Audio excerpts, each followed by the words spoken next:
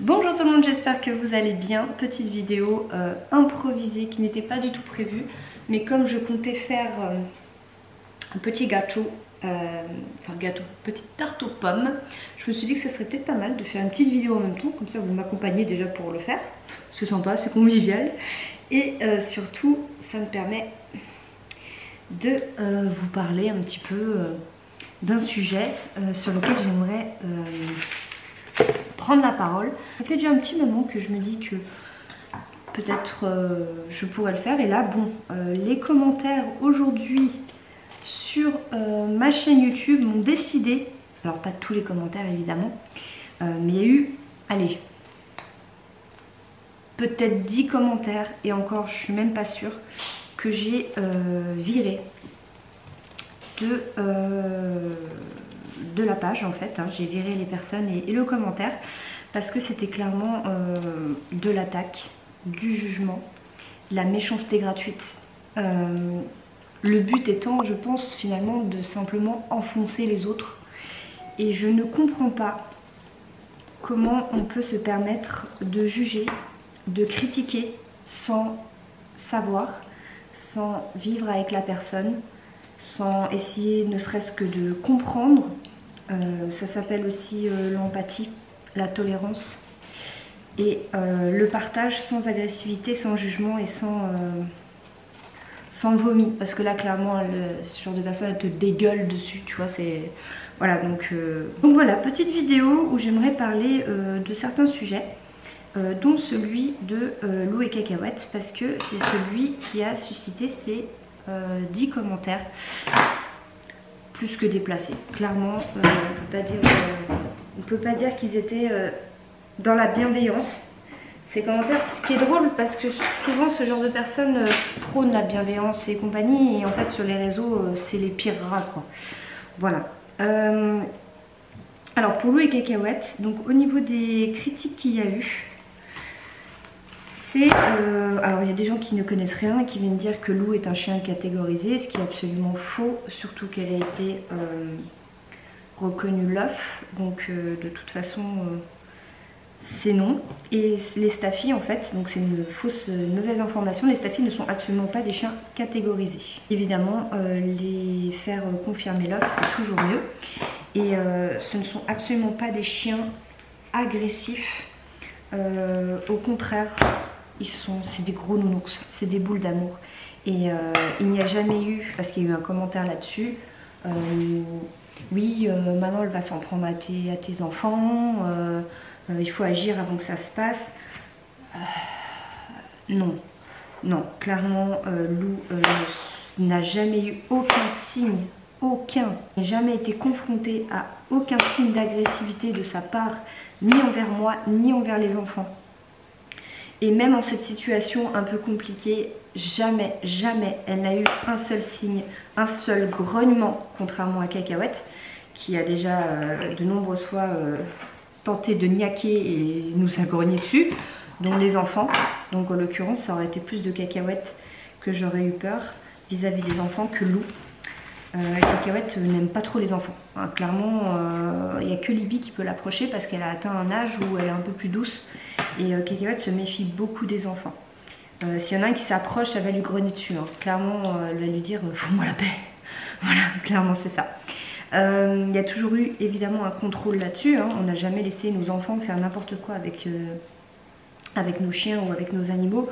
Ça c'est quelque chose que je surveille énormément. Quand ils s'en approchent, je suis toujours à guetter pour être sûr qu'il n'y ait pas un geste que l'enfant ne prendrait pas pour quelque chose de mal, mais que moi adulte je peux me rendre compte que voilà, c'est pas cool quoi, venir et prendre les pattes du chien et non, voilà, clairement pas. Bref, tout ça pour dire que il y a eu des commentaires vraiment méchants. Vraiment méchant, mon four est préchauffé. Du style, oui, c'est pas faute de t'avoir prévenu, c'était prévisible, tu as mal éduqué ta chienne, tu as toujours fait une différence entre Lou et Cacahuète. Tu faisais des câlins à Cacahuète et que Lou venait s'interposer, tu ne la repoussais pas. Je ne pense pas qu'on vive ensemble. Je ne pense pas que quiconque connaisse mon quotidien, je fais que ça. Je fais que ça. Mais visiblement, c'était pas les bons gestes, c'était pas la bonne communication, parce que je faisais que ça. Repousser Lou, elle revenait. Je repoussais Lou, elle revenait. Qu'est-ce que je pouvais faire d'autre? Très clairement. Et j'en viens à un moment donné à me demander si ces personnes ne peuvent pas m'inviter un jour chez elles. Parce que clairement ça m'intéresse, mais vraiment. Parce que ce sont les mêmes personnes qui vont critiquer ton ménage, ta décoration, ton physique, ton éducation, tes dépenses, ta voiture, ta maison, ta nourriture, tes vêtements. En fait, tout. Ce sont des personnes qui critiquent tout.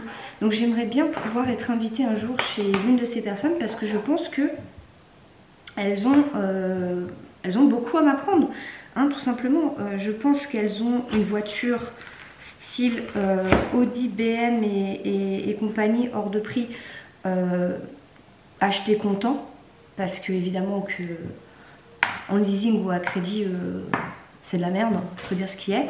Je parle en leur nom. Hein. Je pense qu'elles ont une maison, elles sont propriétaires évidemment, elles ne vont pas se rabaisser, être locataires, vous pensez, une maison qui vaut des pépettes et qui au moins n'est pas sous crédit vu qu'elles l'ont acheté comptant également. Ces femmes sont des bombes physiques, elles n'ont aucun défaut, elles n'ont aucun complexe, elles sont parfaites, voilà, elles sont parfaites, des cheveux aux ongles, aux fesses, aux seins, à la cellulite, à tout où elles sont parfaites. Leurs vêtements, évidemment, c'est pas acheté chez Gémeaux, La Halle ou Kiabi, ni pour elles ni pour les enfants. Elles s'habillent évidemment chez du minimum, hein, IKKS ou Petit Bateau pour leurs enfants ou Dior, hein, carrément, voilà, il faut le dire. Hein, c'est quand même lamentable d'aller acheter des vêtements chez Kiabi, Gémeaux et toutes les grandes enseignes, les grandes enseignes leaders en France. Hein, donc en gros, toute la populace, tu vois. Enfin, c'est clairement ça qu'elles sont en train de dire.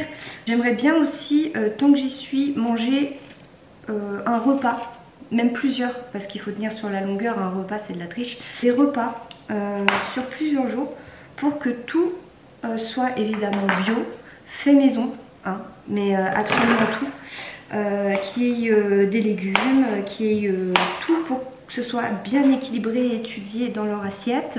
Je voudrais surtout avoir des conseils sur l'entretien de la maison, hein, des produits évidemment irréprochables, tout comme les gels douche, les shampoings, les crèmes, qu'est-ce qu'il peut y avoir d'autre?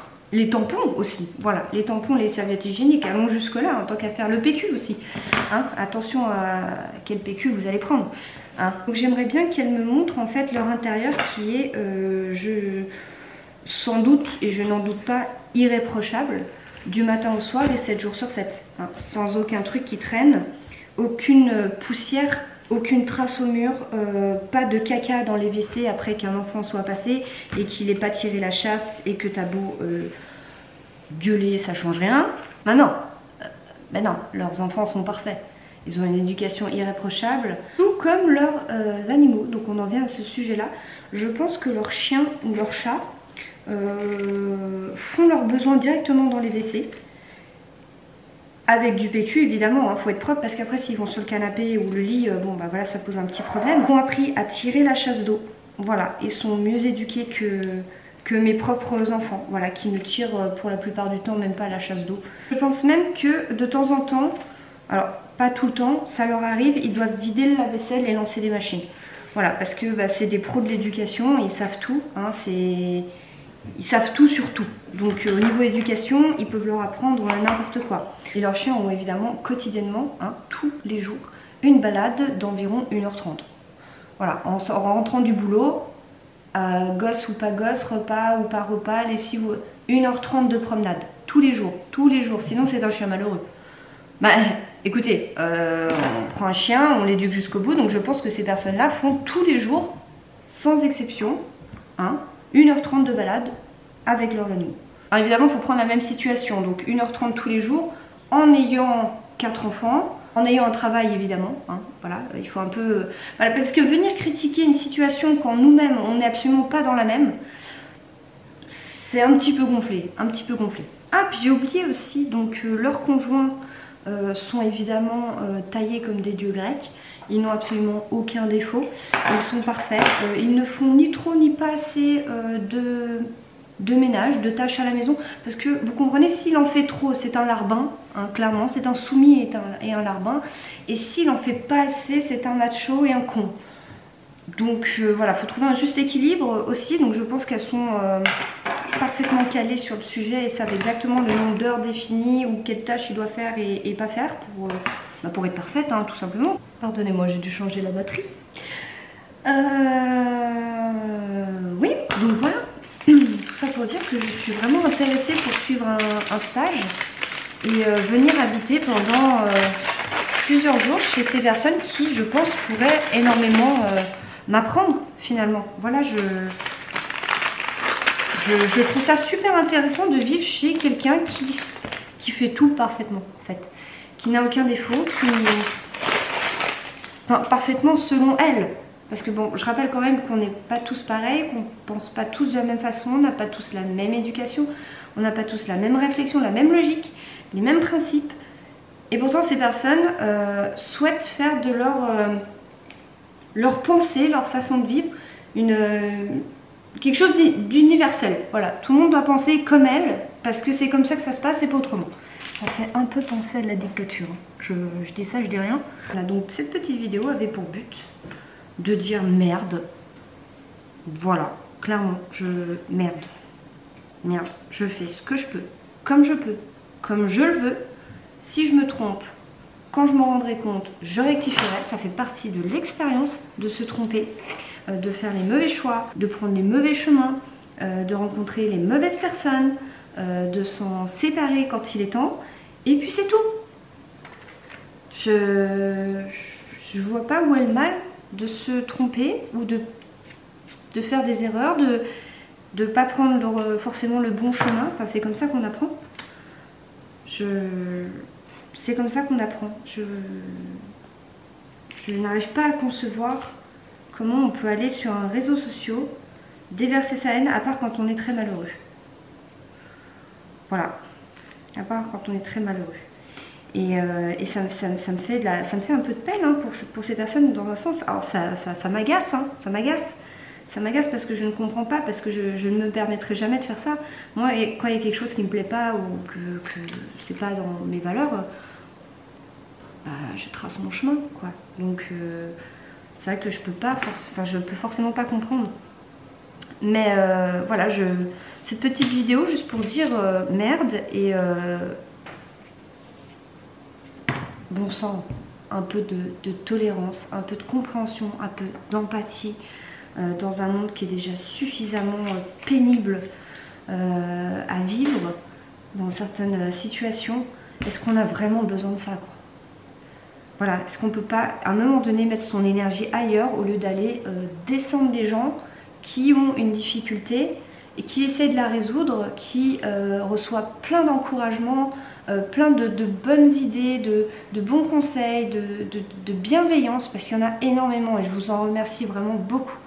Il y a énormément de gentils commentaires et de bons conseils, franchement de bons conseils, que je suis dans la plupart du temps, alors pas toujours, parce que des fois j'attends de voir, ou des fois je suis pas d'accord, ou je le ferai plus tard, voilà.